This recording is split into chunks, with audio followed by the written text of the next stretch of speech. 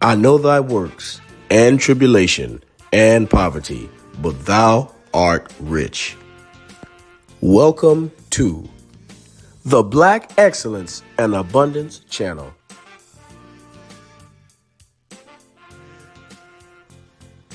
Did you know the first Buddha was a black man?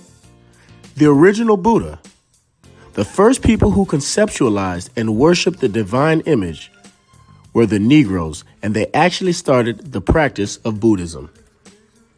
Buddha was an enlightened master from the Sakya clan and the Naga race and was the first man on earth to preach the great principles of equality, liberty, and fraternity. He caused the Nagas to become conscious of their one-mind power as opposed to the Manta power. We will elaborate on the Naga race a little later in this presentation. Buddhism, whose doctrines include the Golden Rule, treat others as you wish them to treat you, was established 500 years before Christianity in the area now called the Middle East.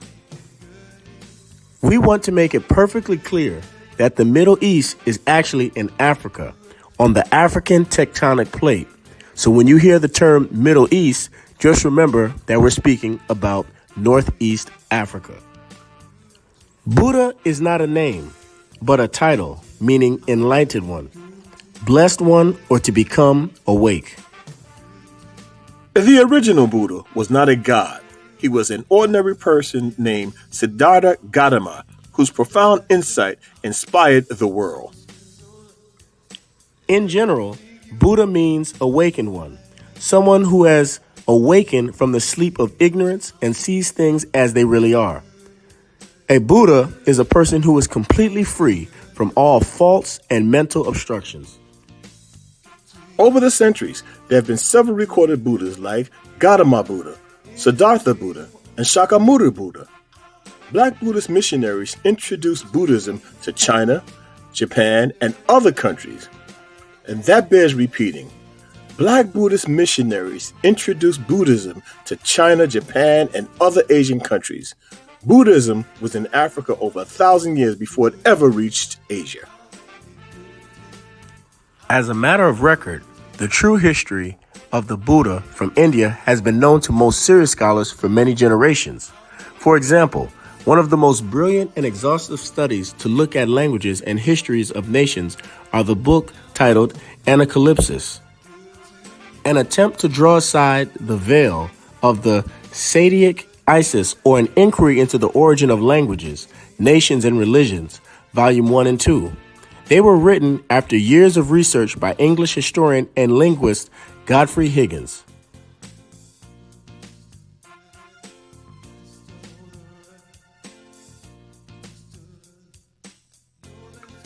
He published this massive 2-volume work in 1833 in which he gives many references to the Buddha, such as he is continually described as a Negro, not only with a black complexion in which he agrees with Krishna, a name that means the black one, but with woolly hair and a flat face.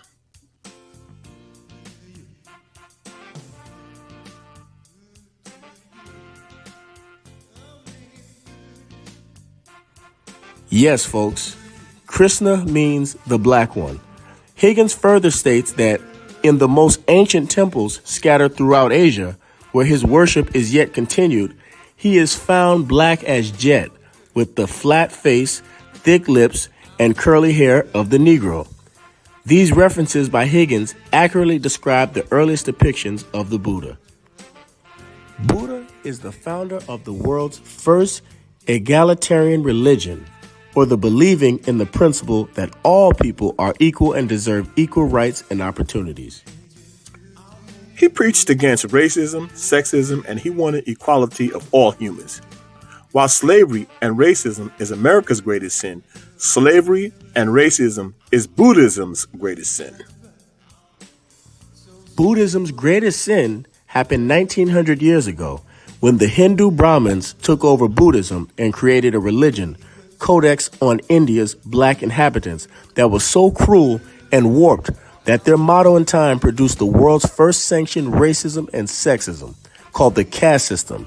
This system was so perverse it infected the world with racism and sexism.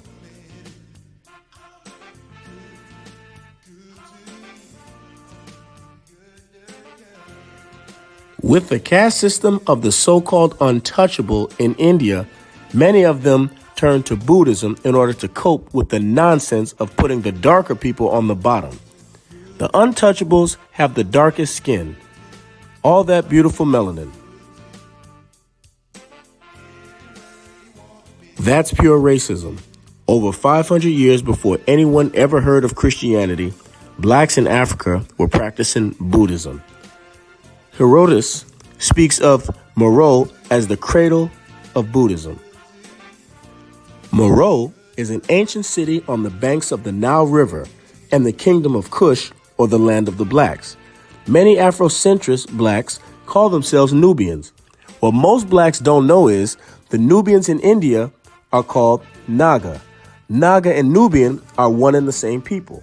One is in India and one is in Africa. If you take a close look at the people of Ethiopia and India today, you'll find that many of them look exactly alike.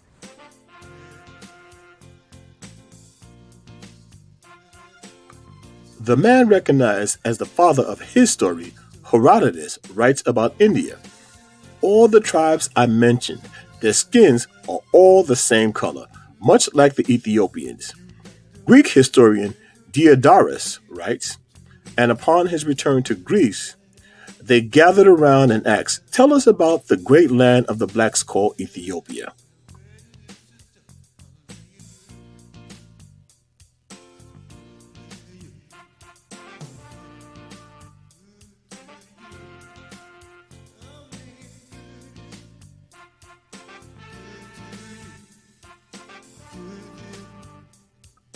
And Herodotus said, "There are two great Ethiopian nations, one in Sindh, India, and the other in Egypt." The Greek historian Homer lived around 800 years BC, around 150 years before the Buddha was born.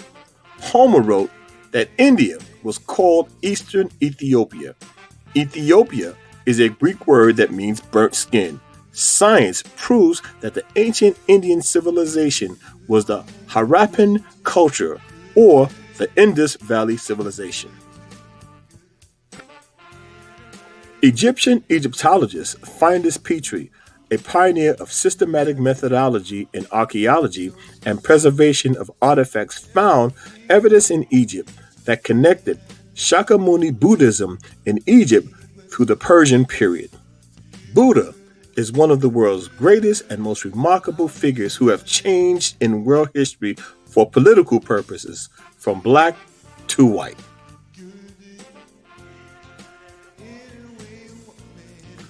According to the founder of the Proud Black Buddhist World Association, Anthony Amp Elmore, the practice of modern-day Buddhism is a case of robbery in plain daylight.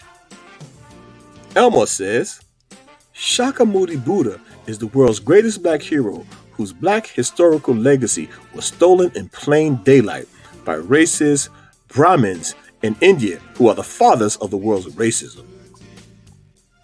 Mr. Elmore launched the movement to fight for Buddha's true black legacy while fighting Buddhism's racism. He also stated, "Imagine having a canon not only 11 times larger than the Bible, but much of the Bible comes from the Buddha, who lived 1,000 years before the Bible was written." The Pali Canon is a standard collection of scriptures in the Buddhist tradition. So yes, our history has been hidden from us, and we must tell our story. We cannot rely on anyone else to tell our story but us. The truth is, I really don't want anyone else telling our story because they can't seem to get it right. And we should not be upset when others don't want to teach Black history. We must teach it for ourselves. It is our stories, and we need to take that responsibility. And actually take that honor. And let's be honest, not many people around the world really want to be associated with Black people. We are taught that we are the worst, we're the most ratchet, we're the lowlifes, we're the scum of the earth. But the truth of the matter is that we are the builders of civilizations. We're the builders of pyramids. We are the builders of religions. We were at the beginning of just about everything on this earth. We don't need to take a backseat to anyone. And it's really unfortunate that people don't want us telling our history. So we need to tell it for ourselves. No problem. We'll do it for ourselves. Thank you for listening. We hope that you enjoyed it. The Black Excellence and Abundance channel, where Black history is every day. We ask that you please remember to like, comment, share, and subscribe. And remember, thou art rich. Thanks for watching.